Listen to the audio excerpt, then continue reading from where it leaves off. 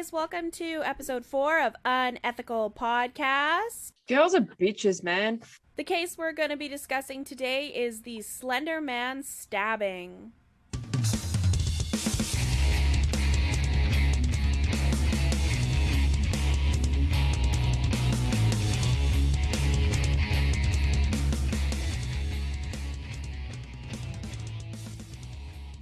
When I turned 12, my best friend and I had a little birthday party at my house where we went to a thrift store.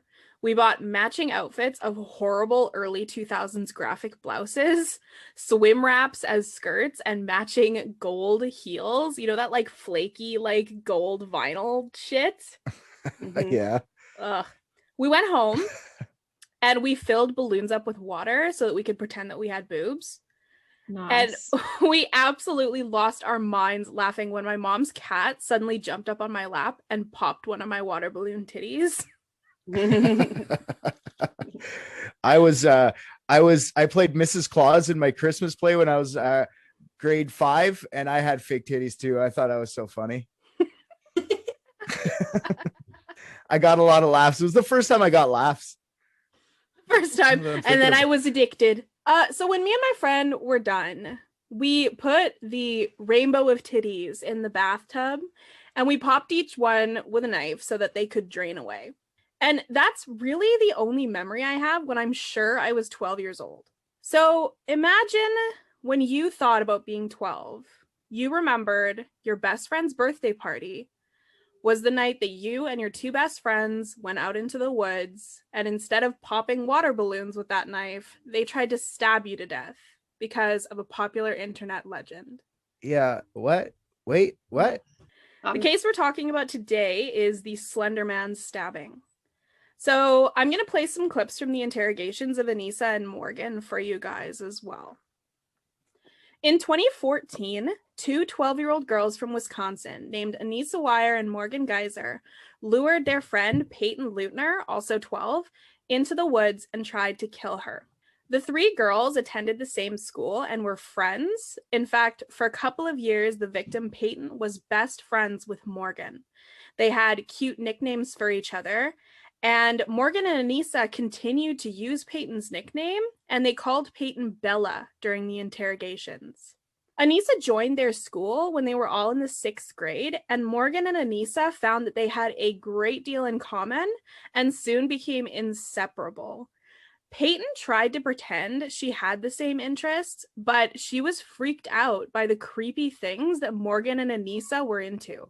Peyton also said she didn't really like Anissa. She described her as very cruel and jealous. But when Anissa and Morgan invited Peyton to a sleepover on May 30th, 2014, Peyton's mother told journalists that Peyton was so excited because it was Morgan's birthday party. But despite playing on their tablets, role-playing Star Trek, and playing a game where they tried to get Silly Putty to stick to a wall, the party was unusual, and the girls seemed unusually eager to go to bed. I feel so uncomfortable already. I'm like, do you like scary things? Like, are you a horror fan? I'll be okay because I couldn't do anything like this on my own. Which is weird because I grew up watching, like, I'd seen all of the Nightmare on Elm Street movies by the time I was like 7. Yeah.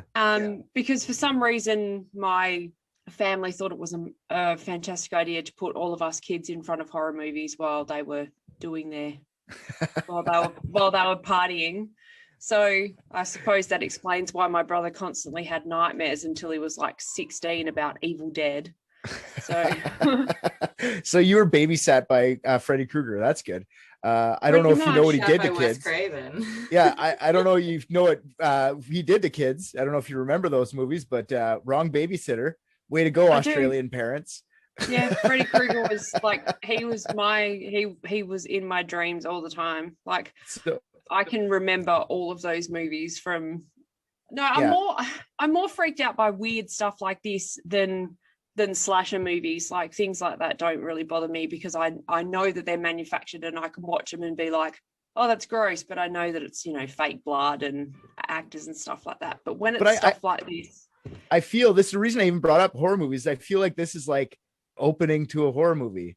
Two friends, creepy little friends, invite you over for a sleepover. You get your backpack all together. Oh, I can't wait till we have our slumber party. And then they're just sitting there plotting, like, so none of them were even like teenagers yet. They're like preteens still. Huh. Yeah, murderous children are so much worse. Children of the Corn, and you're just like, no. Yeah, but it's so much scarier when they're kids because like they're so innocent. I got kids. I look at them all the time and I go like, oh, nothing bad will ever happen. Like, imagine, fuck, my kid's 2 years away from being able to murder me like this, kids, or stab me at least. You know, that's a terrifying thought. Kids are so innocent. You know, are they? Are they? Yeah, exactly. I think we think they are, but I think kids are. Come on, they don't know any better half the time. And if they're evil little fucks, then that's a rarity, like humans, right? Well, like I said, I mean, when I was 12, I thought water balloon titties were funny. So it still is. It's still funny. I'm wearing them right now. So the truth was, that night, Anissa and Morgan had planned to gag Peyton in her sleep and stab her in the neck, leaving her to bleed out while they ran. Morgan said that at her birthday party, while Bella was sleeping, we were gonna duct tape her mouth shut. But they decided they were too tired, and Morgan is quoted as saying, which is like the freakiest thing for a 12-year-old to say ever, oh my god, let her have another morning. Oh god. The two decided to carry out the murder in a bathroom in a local park the next day because, and again, thoughts 12-year-olds should not be thinking, because it had drains in the floor to clean up Peyton's blood. The more you're saying now, I'm thinking like they got scared. That's why they didn't do it at home. They're instead of she's just trying to sound creepy, like let her have another night. Creepy little kids. Yeah, creepy. The next morning, Peyton excitedly led the way to the park while Morgan and Anissa were behind her with a steak knife in Morgan's waistband. A steak knife? Anyways, they thought this through and they're like, oh yeah, we need a murder weapon. Mom, I bought a steak knife. Like, it's so she's 12. She couldn't fit a whole knife in her waistband. It'd go all the way down to her leg. That's true. Stab herself in the foot. Like, oh fuck, now I got a limp there. Oh god, it's such the planning of a child though. Like, honestly, come on, get a fucking axe, do it right. You know what I mean? You're going out in the bush, do it. If you're gonna do it, don't get a steak knife. You know it's not gonna work, or it might not be as effective. Get a big fucking hammer, you know. No one said kids weren't stupid. No, I know, I agree with that one. Like, obviously dumb, but I mean, it just shows that they're children by the let's lure out to the washroom in the middle of the park with a steak knife. Like, it's not scary. It takes away the scariness. It's not scary anymore. It just sounds like you're a moron. I wouldn't want someone to pull a steak knife on me. I wouldn't want somebody to pull a paring knife on me. I'm probably not going to die, but ouch. Anyone could be dangerous with a utensil. Like, fuck, I could probably take someone out with a spoon. You think of them coming at you with a melon baller. A can opener. I'm gonna get you. Yep. Look out for my cheese grater. Electric mixer. Fucking melon baller my eyeballs. Anyways. No, we've had enough of that. Oh yeah, no more eyeballs. I forgot. As long as you don't eat them, I don't care. Anyways, yeah, but I'm talking to I'm looking at this Morgan girl now. I'm talking about like persona wise. Like, she's trying to be freaky. She's trying to be like, you can tell it's, yes, okay, you're an awkward looking, creepy little girl. But I mean, you also put it on. Like, you could make yourself not have to be that. So her bringing out a knife is like, yeah, if that was Christy with a spoon, that'd be terrifying. You're attacking me that way for sure. Fuck, she's coming at me with a spoon. The Aussie. You want to play knifey spoony like the old Simpsons gag? See my knife. I see you played knifey spoony before. Anyways, but yeah. So, but this little girl just getting a steak knife, it's not as scary. Like, she's trying to be scary. That's what I mean. Like, if you're trying to be scary, that's not scary. Trying to be scary would be an axe or like a gun. No, I remember when I was chopping knife, you know, the ones you see in like Housewife with the carrots, just whack, whack. Maybe her kitchen was just understocked of cutlery. Since they were in the dishwasher. Oh, I don't want to use a dirty one. That's gross. I cut my bagels with that one.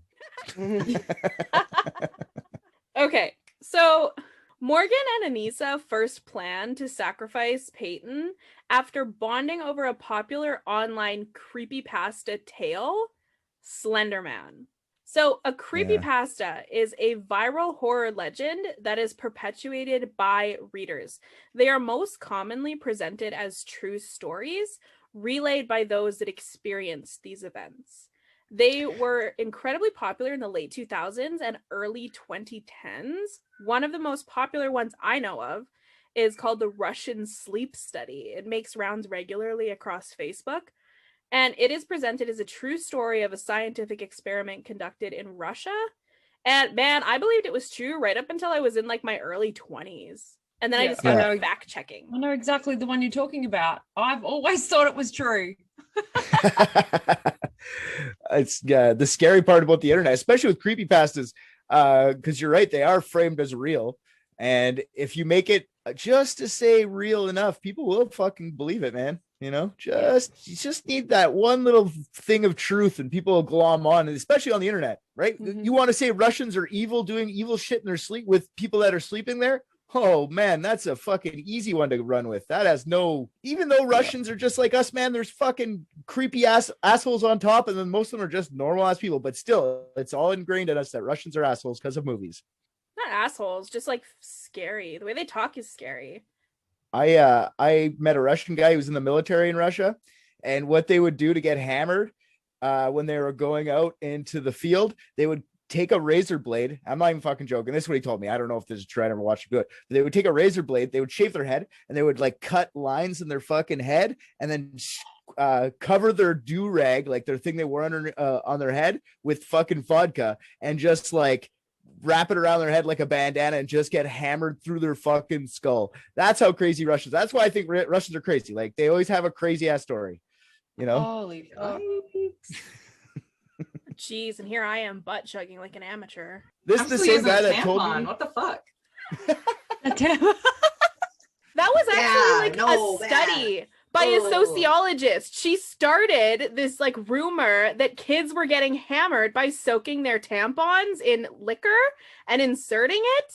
Like young men would insert it in their butthole, and then young women would insert it in also their butthole. And then she spread it around, and it became this whole big, like this whole mad style group came because of it. And it was just a study by the sociologist. This never actually happened. It's kind of a creepypasta in itself, if you think about it, right? Yeah. I'm sure some people tried it. I just use my mouth. Fucking just drink it. I thought you meant you use your mouth as a tampon. Anyways, keep moving on. That would be a diva cup. I'm just trying to picture how I would actually do that. For hire, human tampon. Okay, I hate this. Email Nancy Carlson for that one. I did this last. I'm sorry. $100. Fucking hell. Oh, does anyone else taste blood? That iron. I got my Red Wings. I know what we're talking about. I'm uncomfortable. I was gonna stop, and then you said you taste blood, and I had to. I couldn't stop myself. All right. I was like, this is going to be a very serious tone episode, but clearly we're not capable of that. So, some other popular examples of creepypastas are Ben Drowned, Jeff the Killer, and Sonic EXE, which I know is popular on YouTube gaming channels because my son talks about it all the time, and he's 6. Okay. So, despite the efforts of journalists and anthropologists, nailing down creepypasta origins is incredibly difficult because they are posted anonymously and travel at incredible speed all over the internet. But possibly due to the notoriety of this particular case, the creation of Slender Man has been found to have originated in the forums of Something Awful, a popular site for pervs and geeks in 2009. So think like Dungeons and Dragons and porn. So, I like it already. What's it called? Something. Yeah, exactly. We're something. So a challenge was posted on one of these forums before the age of social media challenges. So this is before the planking challenge, the so-called first viral social media challenge. I graduated just in time to miss dumbasses planking all over my high school, thank God. Jesus Christ, that was fucking stupid. I missed it completely because I was drunk that entire year. So you probably were also planking. You just don't because you were passed out. Unintentionally planking, yes. So yeah, you guys remember those: the ice bucket challenge, cinnamon challenge, the Tide Pod challenge, Kylie Jenner challenge, all of which led to serious consequences for teens. So some things never change. So the challenge posted was to create paranormal things with Photoshop. A user with the handle Victor Surge created a photo of two children with a tall, shadowy figure looming over them with outstretched tentacles for arms. He captioned the photo, quote, I choked a little bit on my own spit. Sorry. I'm not even going to edit that out. Back in action. Enjoy. He captioned the photo, quote, we didn't want to go, we didn't want to kill them, but its persistent silence and outstretched arms horrified and comforted us at the same time. 1983, photographer unknown, presumed dead. So Victor Surge got really into Slenderman and started posting doctored photo after doctored news article after deeply disturbing children's drawings of the so-called Slenderman. The legend was built by dozens, if not hundreds, of contributors in that forum, and the PDF of the mythos runs nearly 200 pages long. Yeah, it's awesome. For no reason. It's not like he was getting paid. You just sat at home. Victor was like, you know what? Let's fucking creep everyone out. I'm doing it. Great. So kind of like us making a podcast. I'm not getting paid. Let's just make Mrs. Anderson uncomfortable with all of our naughty language. Oh, she gave us a 2-star. It's not the worst. True. I mean, I guess technically it's not the worst. So I will now present to you, the listeners, the abridged legend of Slenderman. Slenderman is a supernatural creature that hails from the Black Forest in Germany. He is described as incredibly tall, incredibly thin, and with arms of unnatural length even for his height. Tentacles are often inserted into his description, either replacing his arms or coming out of his back. He is sometimes described as faceless, but other times described as taking a different appearance for each person who sees him. He's often described as dressed in a black suit and tie. He lives in the forests or abandoned places, but can teleport wherever he is called to. Slenderman induces something called slender sickness in adult or young adult victims, where the victim experiences paranoia, nightmares, delusions, and nosebleeds. So some say he wants to capture children and use them as proxies to further his own ends, whatever they may be. Others say he wants to stalk them, scare them, and then drive them mad as adults. So originally, once Slenderman had an adult victim in his grasp, he would impale them on tall trees, leave them to bleed until they died.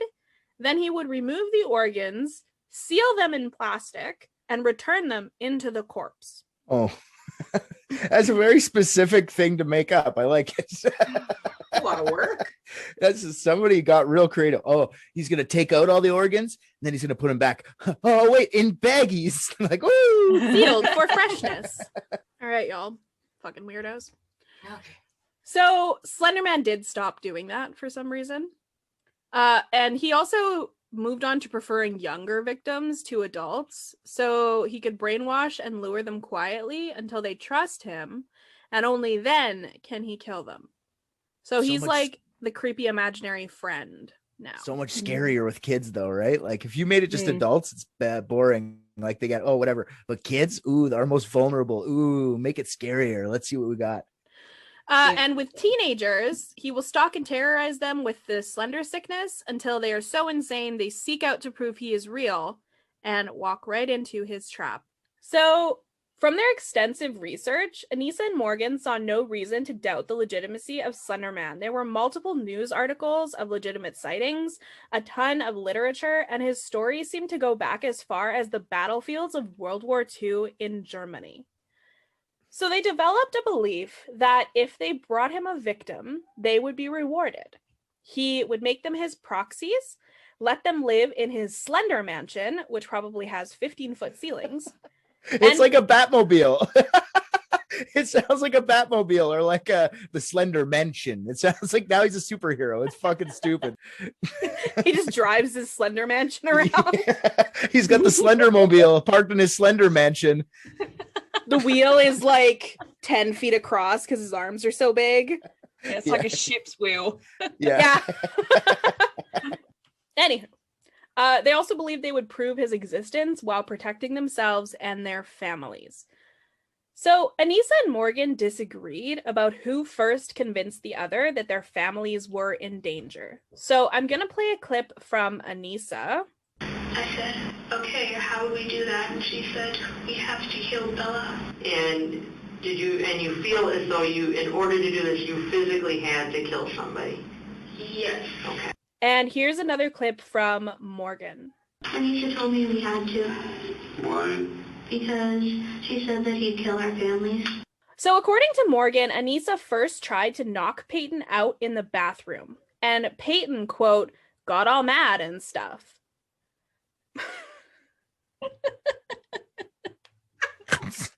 I was like, you're not going to laugh. I did. Fine. This sounds like... I bet. This reminds me of Momo. You remember when that happened? Momo? Oh, the YouTube with the like Gina Davis and Beetlejuice, but yeah, but oh my god, yes. When Momo came out, my school sent us a warning to the parents, like, Momo's attacking people's YouTube videos. Like, are you fucking kidding me? Like, it sounds like Momo, but it's Momo's a later version of Slender Man, I guess. But it is another creepypasta. Yeah, that's where it started in the creepypasta wiki. And it was like she'd pop on and be like, set your house on fire, kiddos. Yeah, exactly. Like that. Nope. So Peyton didn't leave after she, quote, got all mad and stuff. The three sat on the swings for a while until Anissa suggested they played hide and seek in the woods. So Peyton followed her friends into the woods, and once past the tree line, Anissa told Peyton to lie down and cover herself with the foliage on the forest floor. And then, on Anissa's mark, Morgan stabbed Peyton in the chest. So that is how Peyton remembers it. Anissa and Morgan don't agree on who initiated the attack in their interrogation, but they did agree that Morgan did all of the stabbing while Anissa stood nearby. We stabbed her? Was we? Did you stab her or Anissa? Who had the knife? Most of the time I did. Morgan said in her interrogation that this isn't the first time she'd imagined being violent. I wanted to hurt people before, but they're not nice to me, so they deserve it. Peyton suffered 19 stab wounds to her chest, abdomen, arms, and leg. Morgan and Anissa moved her deeper into the woods and ordered her to lay down so they could go get help, they told her, and they deserted her. Peyton recalls that she knew that they were lying, but despite her injuries, she used the trees to brace herself as she walked towards the nearest road and was rescued by a cyclist after she collapsed on the side of the road. And this guy was very, very sweet to her on the 911 call and just a good guy. Huge bush. Peyton was in critical condition in the hospital for 6 days before recovering. To this day, she has 25 scars from the incident and the following operations. So meanwhile, Morgan and Anissa took off and searched for Slenderman to report their service, believing that he lived somewhere in the Nicollet National Forest. They were eventually found on the side of the I-94 freeway after walking for 5 hours. Investigators described both of them as dirty but eerily calm, like it was, quote, just another day. See, this is why I don't buy that, like, Morgan was the mastermind and Anissa was just, like, some nervous little sidekick. I was scared because, A, I would never see my family again, and B, I was kind of hopeful to prove that I wasn't crazy. Maybe she was scared of Morgan enough to just, like, if she freaks out, she'll get stabbed with the kitchen knife again. So maybe she just like, I gotta play it cool or I'm dead. Maybe she's under duress. Fuck, man, you watched your best friend kill someone. You're gonna run. You're either gonna hang with that or you're gonna run and go tell your parents or something, right? And she hung with that. So like, you're just as fucking bad, honestly. So the two girls were slotted to be tried as adults. Peyton actually said when she spoke later on that you do adult crimes, you get charged in adult court, is basically what she said, which was very fair in this case. I completely agree with her. I don't care if they are 12 and they do end up in a women's prison or whatever. Oof. I feel bad for them. I wouldn't want them to have their first period with Bertha as their fucking neighbor. Like, what do I do? Like, it's kind of sad. It's Bertha's 12, a human man. tampon. $100. Yeah, that's right. You're gonna do that in here. Jesus. So they were both found not competent to stand trial for first-degree murder in August of 2014. Morgan was later diagnosed as early-onset schizophrenic during her psychiatric assessment. So as we mentioned in our Vince Lee episode, schizophrenia tends to present in your 20s. But it came to light that her father was also hospitalized several times for mental illness when he was in his early teens. Yeah, no, this is them trying to find a label for a little crazy girl. I'm sorry, but it doesn't make sense. So they go like, she's got mental illness. Like, I'm sorry. That's, from what I understand from schizophrenia, early onset is like super rare. And they're using it as an easy excuse for this fucking girl. I don't know. I don't like that. I never knew that part. I don't like that part. Could be. You think maybe they were a little bit more like loosey-goosey because they really didn't want these 12-year-olds in the prison system, but they also didn't want to back down on trying them as adults. Yeah, that could be it too. I didn't even think of it that way, for sure. Trying to get them out of the adult system, which then you're fucked. Your whole life is done. You're especially that young. Imagine your whole teen years would be learning from fucking crazies. And yeah, no. I actually don't know about that. I am kind of talking out my ass a little bit here. I don't know if they serve in a juvenile detention center until they're 18 and then go to prison when they're tried as adults, or if they go straight into adult prison. I don't know for sure. That is what they do. Well, yep. They would be that's what they do here. Facility. Yeah. After 18, obviously you can't be there because then you're probably breaking your own probation. Yeah. Just by that. Well, that makes more sense then. Yeah, I don't know. America's kind of backwards, so I wouldn't have been surprised if they just stuck them right in with, like, you know, the golden girls of you know, maximum security prison. Just straight to solitary. Just nothing else. Here you go. You're 12. Get in this hole. Oh, God. Both girls were found competent in December 2014, and the judge ruled that they didn't qualify for juvenile court. Morgan and Anissa were found not guilty of the crime due to mental disease or defect 3 years after the stabbing took place. Anissa was sentenced to 25 years in an institution, and Morgan was sentenced to 40 years in an institution. Even Peyton said once she found out why her friends had done it, that she wasn't surprised because they believed so hard that they would have done anything. Oh, maybe they all had side plans to kill each other, and she just got the lucky draw. Like they're all like, so. They drew sticks. Yeah, they exactly draw straws. Whose family's safe? The death triangle instead of a love triangle.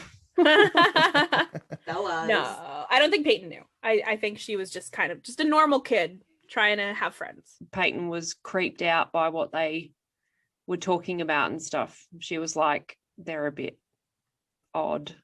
Yeah. So she probably had some clue that they were a little bit weird, but not to the point where they were planning on traipsing out into the woods and stabbing her with a spoon. Well, I think after they tried to knock her out in the bathroom and she didn't like GTFO, that she was probably just like, they're harmless, just weird. So yeah, these are the only people that want to hang out with me. Sure, they might hit me in the back of the head every once in a while, but at least they're my friends. I can't imagine what the other girls would do at school. That is being 12. That is what it felt like when I was 12 too. Yeah, it's sad. Girls are bitches, man. Fuck. Yeah. I was gonna say I'm much more mature about it now, but absolutely not. I still let people treat me like dirt 100%. I'm getting perspective on ripping on Christy now. I'm like, oh no, Christy's our Peyton. Anissa petitioned for her release from the institution after spending only 3 years there, the minimum amount required by her sentence, by the way. The judge heard her case just last week on March 10th.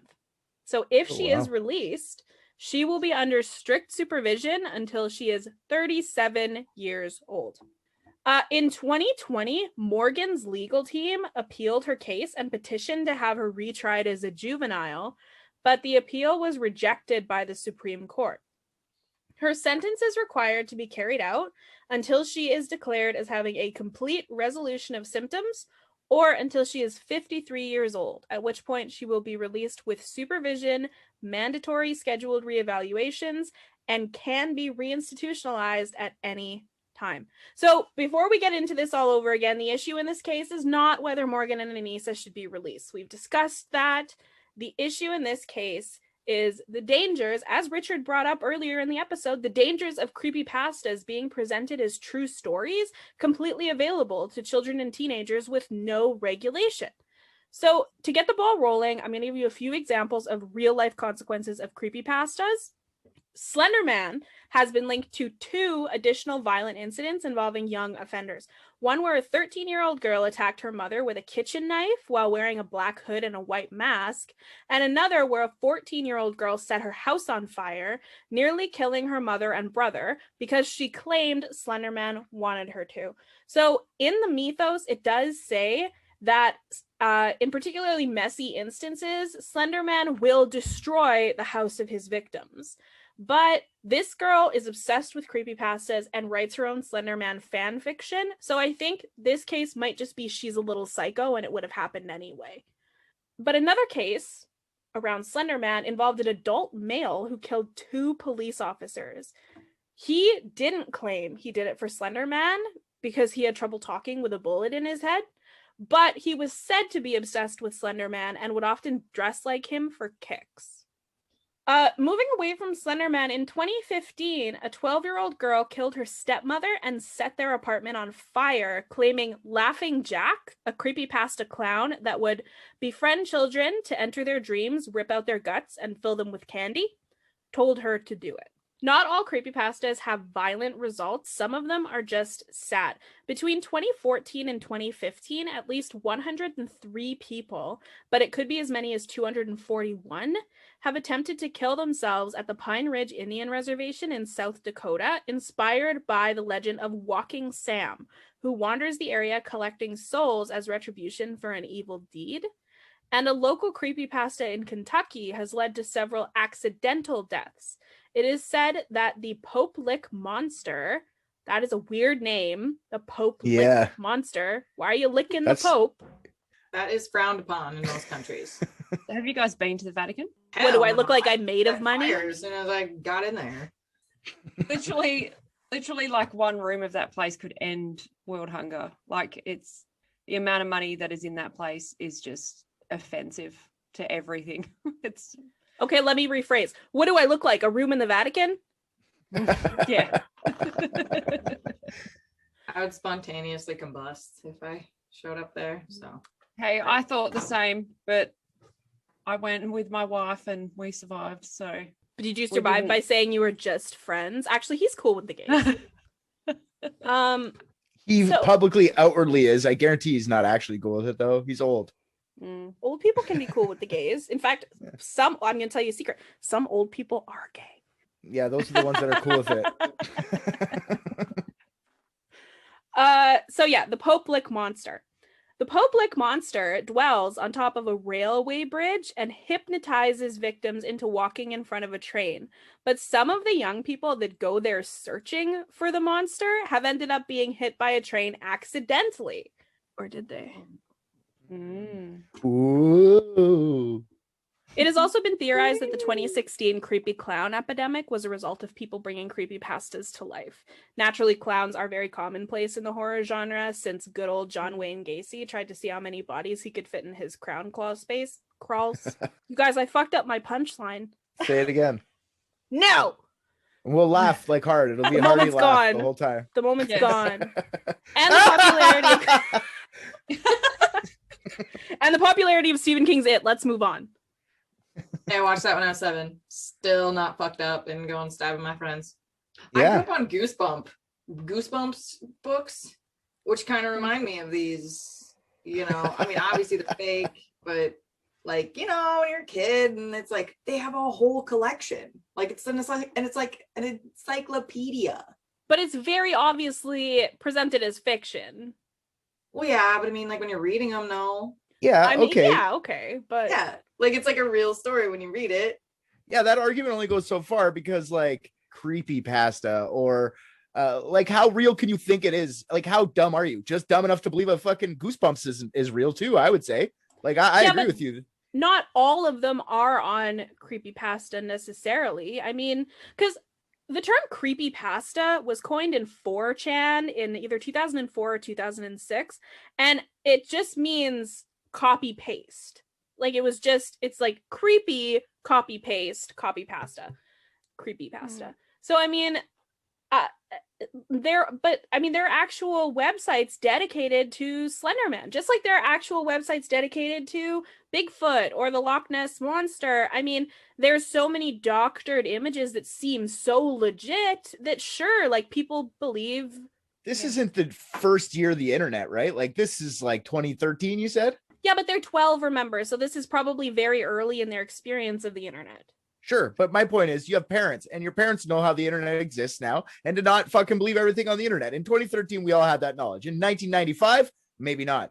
But 2013, for sure, if I would had kids at that age, I for sure would have told them, whoa, that's just the internet. Chill, bruh. But this is a problem that's true always, is parents not paying close enough attention to what's going on online. They're in a different generation. Sometimes people have like older parents who are like in their 60s who literally just didn't get on board with it.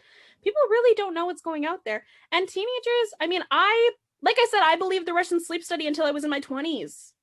Mate, I believed it until you told me it wasn't true. Just today. Yeah, like an hour ago. But I mean, it's okay. Where I work, it's safety culture and everything else, and we have to be very safe because we work around other people.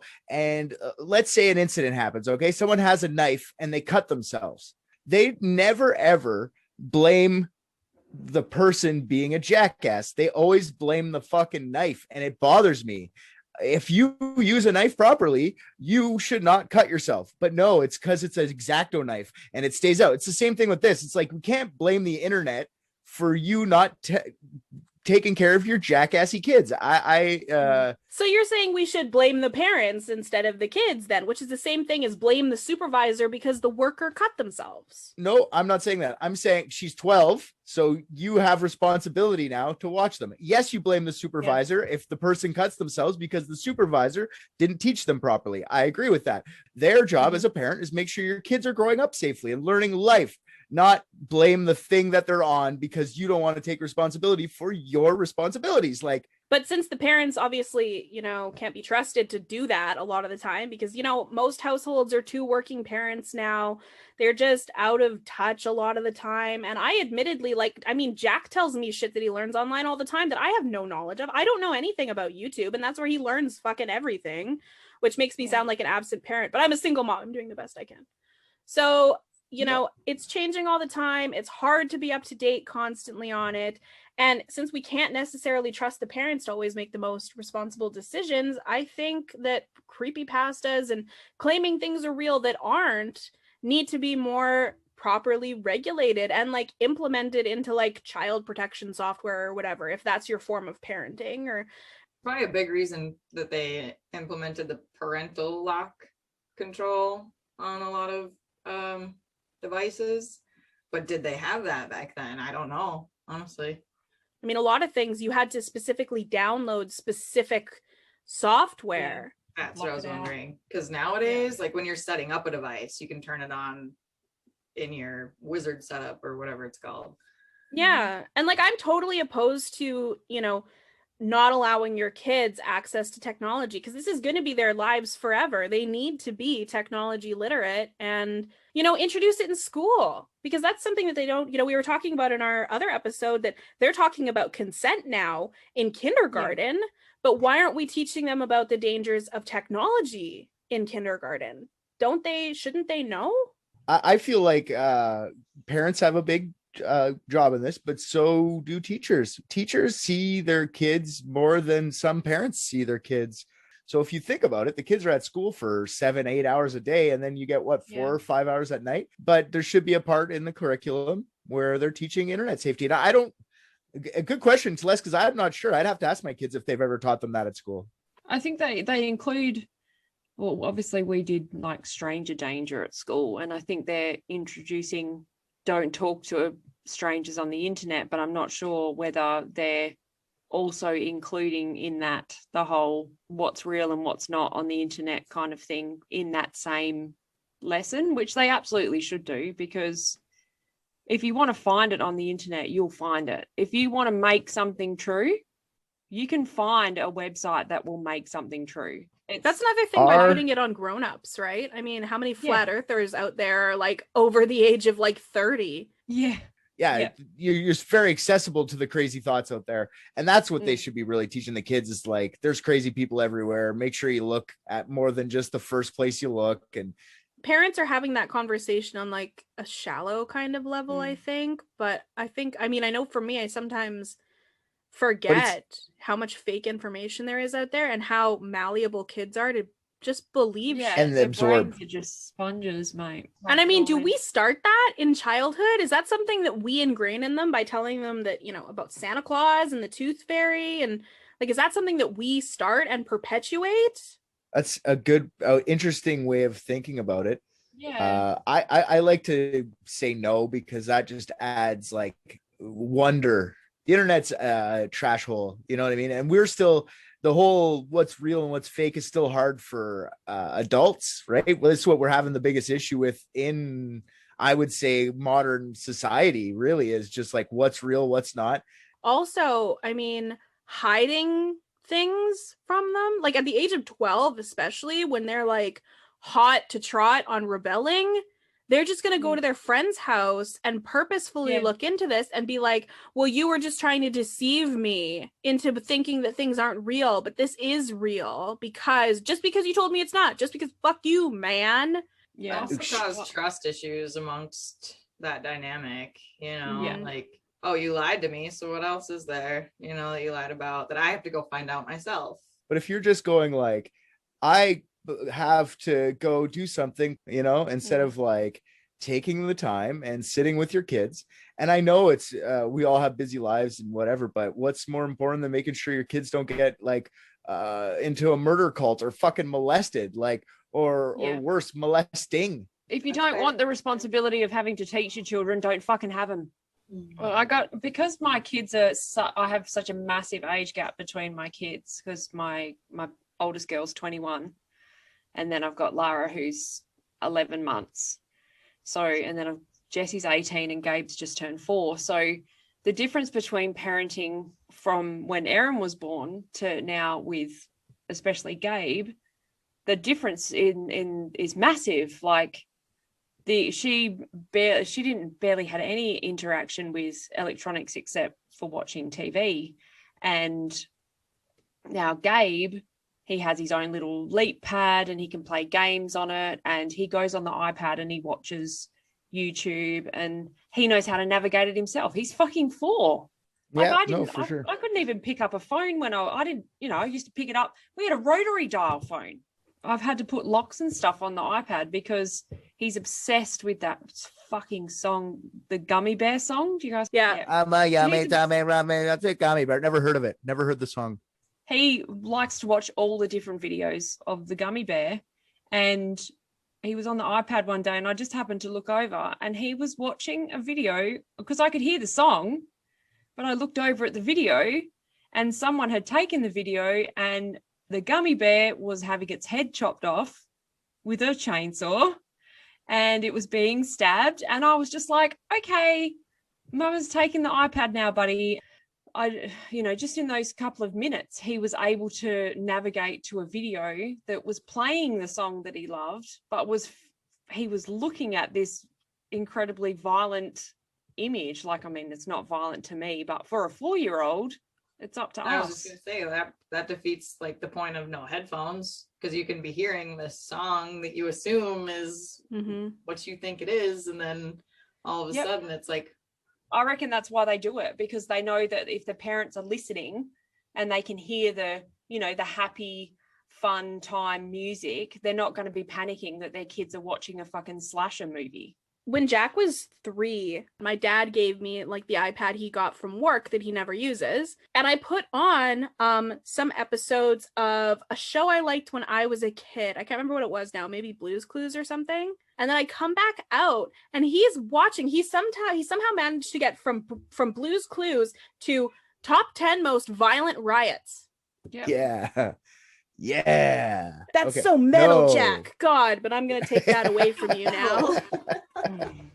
The whole argument thing reminds me of like the 90s when everyone was blaming like school shootings and stuff on violent video games, and it's sorry, it's still not the video game's fault. It's you gotta take responsibility. That's the hardest thing I think for any of this, is the parents to be like, this is kind of my bad too, right? Like, who wants to admit to that? If my kids did that, I'd be fucking embarrassed, first of all. Second of all, I'd be like everything but me, because I am trying. Like, if they did it now, I wouldn't know what I did wrong, It'd be hard for me to take responsibility. Yeah, one of the moms from the Columbine shooting, her biggest quote is, if love could have stopped Columbine, Columbine would have not happened. For sure. Do you think, I got a question for you, Celeste. Do you think these two girls knew any type of repercussion at all from this? Like, do you think they thought they would become famous? They thought this would hit international news? Like, do you think they had any forethought? I don't think they could have been possibly exposed to enough of the real world to even know that people who do bad things get famous. Yeah. Not at 12. Yeah, well, that's my theory anyway. I doubt it. I don't think so. I think they were probably shocked by, like, what do you mean I'm gonna, go to court? That's bullshit. Or like, maybe not famous, but maybe just for attention. Like, do you think maybe they were like, nobody's paying attention to us, so after this, they're all gonna know our names now? No, again, I don't think so. Again, at 12, I think it's too early for them to think any attention, even negative attention, is good attention. Because, I mean, when you're 12, all you want is good attention. Any kind of negative attention makes you feel shitty. Yeah. Yeah, if they had been older, for sure. So this is kind of an argument that they should have probably not been judged as adults, right? Because they were just stupid kids. They didn't have any type of knowledge of what the repercussions would be. They just thought they were helping themselves. I think it's just a crime, regardless of how old you are. With the parental, control these days, I think it's easy to revert them away, but at a certain age they're gonna figure it out. They always do. Like Christy was saying, her 4-year-old can turn on an iPod or whatever they're called. Isn't that what only plays music? Yeah, that's okay. Hey, what are you guys saying? What's going on? My kids, I told them they're off the internet for 2 hours and they're fucking pacing. It's been 2 hours now. They're like, he's still using the internet. He is taking all our bandwidth. No Fortnite for me. Guess what, fuckheads? It's mine.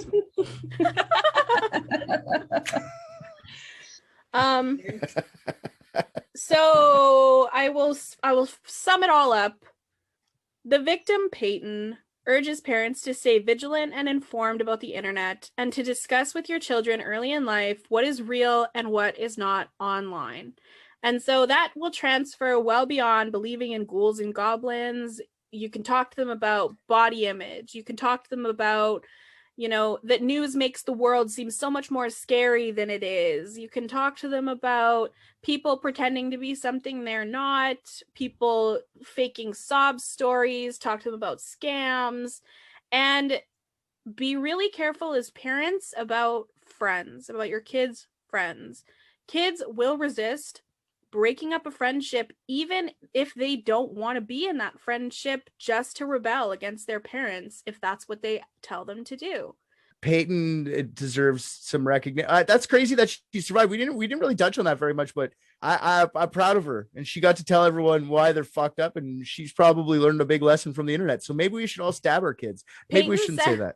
Peyton says she's grateful. She's grateful for the experience. She's glad that it happened. It made her the person she is. It lit a fire under her ass to have a great life. I'm proud of her. Go Peyton. Go Peyton. Yeah, good. Go Peyton. Good for her. So yes, I mean, I agree with Richard. It really does come down to the parents need to be more. Are you serious? Yeah, we found What's it. the fuck? Oh no, we Your got cat? Yeah, they found him after They like found a month. Donut? Yeah. Yay! Good job, guys. That's awesome. Is he okay? Yeah, he's okay. He's just like Are you sure it's Donut? Did you guys just steal another cat? no, literally next door, and now he's like Could you bring him here? he's Donut. It is Donut, the little bastard. Where have you been? You're probably so Donut. hungry. Did you guys get him food and stuff? Oh, I'm so Does he happy. Is he have like any cuts on him or anything? Is he okay? I have a little bit. I'm happy. I'm super happy too. I was like, does he have any bumps on him or anything? I'll check him after. We'll finish this up. Sorry, that was big news for the kids. They're all like slurping. I'm like, what do you guys want? Podcast.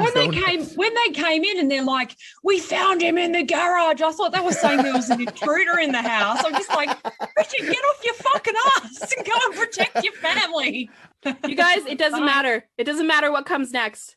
There's no ending better than this. Thank you, Peyton, for surviving to tell your side of the story.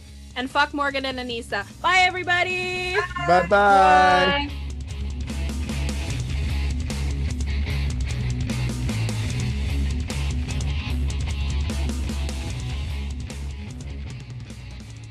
Thank you so much for listening to this episode. Check out our website for links to subscribe on your favorite podcast apps. Follow us on Facebook and Instagram at Unethical Podcast, and become a patron on Patreon for early access to episodes at the $5 level and unedited videos of episode recordings at the $10 level. We don't have Twitter. Twitter is stupid. You can catch our new episodes Fridays wherever you eat your favorite podcast. And if you like this episode, leave us a 5-star review on Apple Podcasts. If you hated this episode, also rate us 5 stars on Apple Podcasts and just write a really mean review. I'm really excited for these.